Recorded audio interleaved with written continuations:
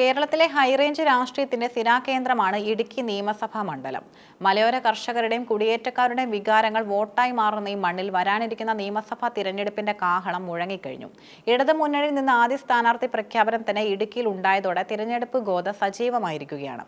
Sitting എം.എൽ.എയും ജലവിഭവ വകുപ്പ് മന്ത്രിയുമായ റോഷി അഗസ്റ്റിൻ തന്നെ ഇടുക്കിയിൽ വീണ്ടും ജനവിധി തേടുമെന്ന് Kerala Congress M chairman Jose K Mani പ്രഖ്യാപിച്ചതോടെ മത്സര രംഗത്ത് വ്യക്തത വന്നിരിക്കുന്നു.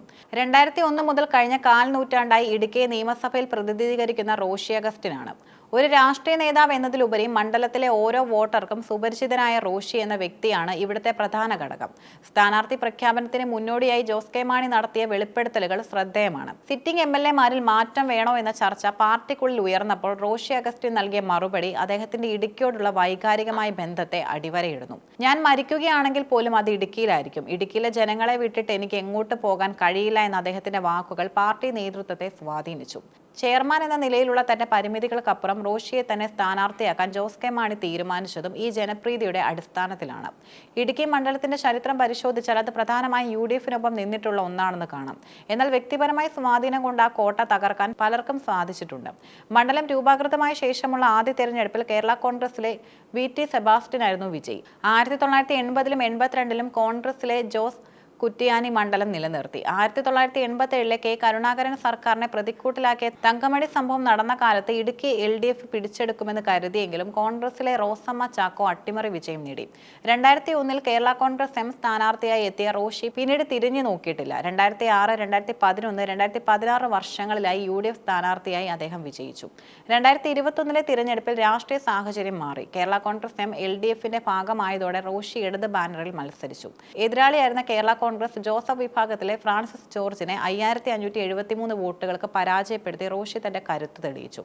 മന്ത്രി എന്ന നിലയിൽ കഴിഞ്ഞ 5 വർഷം കൊണ്ട് ഇടുക്കിയിൽ കൊണ്ടുവന്ന വികസന പദ്ധതികളാണ് റോഷി അഗസ്റ്റിന്റെ പ്രധാന മൂലധനം. മണ്ഡലത്തിലെ കുടിവെള്ള പ്രശ്നത്തിൽ ശാശ്വത പരിഹാരം കാണാൻ 111.85 കോടി രൂപയുടെ പദ്ധതികൾ നടപ്പിലാക്കി.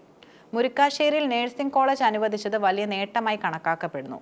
Murickassery bypass, Keerithode road, Prakash road തുടങ്ങിയ ഗ്രാമീണ മേഖലകളിൽ കോടികൾ ചെലവഴിച്ച് റോഡുകൾ നവീകരിച്ചു. ചെക്ക് ഡാമുകളുടെ നിർമ്മാണം, ഇറിഗേഷൻ പ്രവർത്തികളും കർഷകർക്ക് ആശ്വാസമായി. ഈ വികസന തുടർച്ചയ്ക്കായി റോഷി അഗസ്റ്റിൻ തന്നെ വീണ്ടും വരണമെന്നാണ് LDF പ്രവർത്തകർ ജനങ്ങളോട് ആവശ്യപ്പെടുന്നത്. റോഷി അഗസ്റ്റിൻ എന്ന പരാജയമറിയാത്ത സ്ഥാനാർത്ഥിയുടെ തളയ്ക്കാൻ UDF-ന് ശക്തമായ ഒരു പോരാളിയും ആവശ്യമാണ്.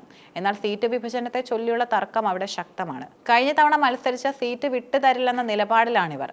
പ്രൊഫസർ MJ ജേക്കബ്, നോബിൾ ജോസഫ് എന്നിവരെയാണ് ഇവർ പരിഗണിക്കുന്നത്.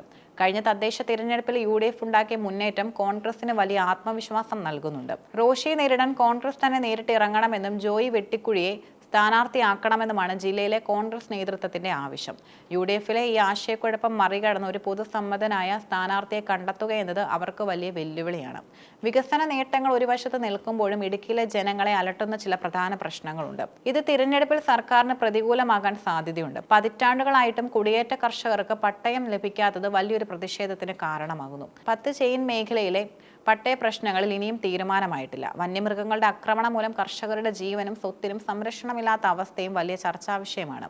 ഇടുക്കിയിലെ പല മേഖലകളിലും നിലനിൽക്കുന്ന നിർമ്മാണ നിരോധനം സാധാരണക്കാരുടെ ജീവിതത്തെ ബാധിച്ചിട്ടുമുണ്ട്. മെഡിക്കൽ കോളേജിന് കെട്ടിടം ഉണ്ടെങ്കിലും ആവശ്യമായ സൗകര്യങ്ങളോ ജീവനക്കാരോ ഇല്ലാത്തത് വലിയ പോരായ്മയായി പ്രതിപക്ഷം ചൂണ്ടിക്കാട്ടുന്നു. റോഷി അഗസ്റ്റിൻ ഇതിനോടകം തന്നെ മണ്ഡലത്തിൽ പര്യടനം ആരംഭിച്ചു കഴിഞ്ഞു. പഞ്ചായത്തുകൾ കേന്ദ്രീകരിച്ച് വികസന യോഗങ്ങളും കുടുംബ സംഗമങ്ങളും നടത്തി അദ്ദേഹം ജനങ്ങളിലേക്ക് ഇറങ്ങിച്ചെല്ലുന്നു. തന്റെ മന്ത്രി പദവി മണ്ഡലത്തിന്റെ വളർച്ചയ്ക്കായി എങ്ങനെ ഉപയോഗിച്ചു എന്ന് ബോധ്യപ്പെടുത്താനാണ് അദ്ദേഹം ശ്രമിക്കുന്നത്. മറുവശത്ത് ഭരണപരാജയങ്ങൾ എണ്ണി പറഞ്ഞ് ജനരോക്ഷം വോട്ടാക്കി മാറ്റാനാണ് UDF-ന്റെ നീക്കം. പ്രത്യേകിച്ച് മലയോര മേഖലയിലെ കർഷകരുടെ അതൃപ്തി മുതലെടുക്കാൻ അവർക്ക് സാധിച്ചാൽ ഇടുക്കിയിൽ ഒരു വലിയ മത്സരം തന്നെ പ്രതീക്ഷിക്കാം. ഇടുക്കിയിലെ വോട്ടർമാർ എപ്പോഴും വ്യക്തിത്വങ്ങൾക്കും വികസനത്തിനുമാണ് മുൻഗണന നൽകുന്നത്. റോഷി അഗസ്റ്റിന്റെ കാൽ നൂറ്റാണ്ടത്തെ സേവനവും മന്ത്രി എന്ന നിലയിലുള്ള സ്വാധീനവും അദ്ദേഹത്തിന് മുൻതൂക്കം നൽകുന്നുണ്ടെങ്കിൽ കർഷക പ്രശ്നങ്ങളും UDF-ന്റെ തിരിച്ചുവരവും നിസ്സാരമായി കാണാനാവില്ല. ആദ്യ റൗണ്ടിൽ സ്ഥാനാർത്ഥിയെ പ്രഖ്യാപിച്ച് ഇടതു മുന്നണി ബഹുദൂരം മുന്നിലെത്തിക്കഴിഞ്ഞു. UDF തങ്ങളുടെ പടക്കുതിരയെ എപ്പോൾ ഇറക്കുമെന്നതിനെ ആശ്രയിച്ചിരിക്കും ഇടുക്കിയിലെ പോരാട്ടത്തിന്റെ ചൂട്. ജോസ് കെ മാണി പ്രഖ്യാപിച്ചതുപോലെ ഇടുക്കിയിലെ മണ്ണ് റോഷിയെ വീണ്ടും പുൽകുമോ അതോ പുതിയൊരു മാറ്റത്തിന് വഴിമാറുമോ എന്നത് വരും ദിവസങ്ങളിലെ രാഷ്ട്രീയ നീക്കങ്ങൾ തീരുമാനിക്കും. എന്തായാലും കേരളം ഉറ്റുനോക്കുന്ന ഒരു VIP പോരാട്ടമായി ഇടുക്കി മാറിക്കഴിഞ്ഞു.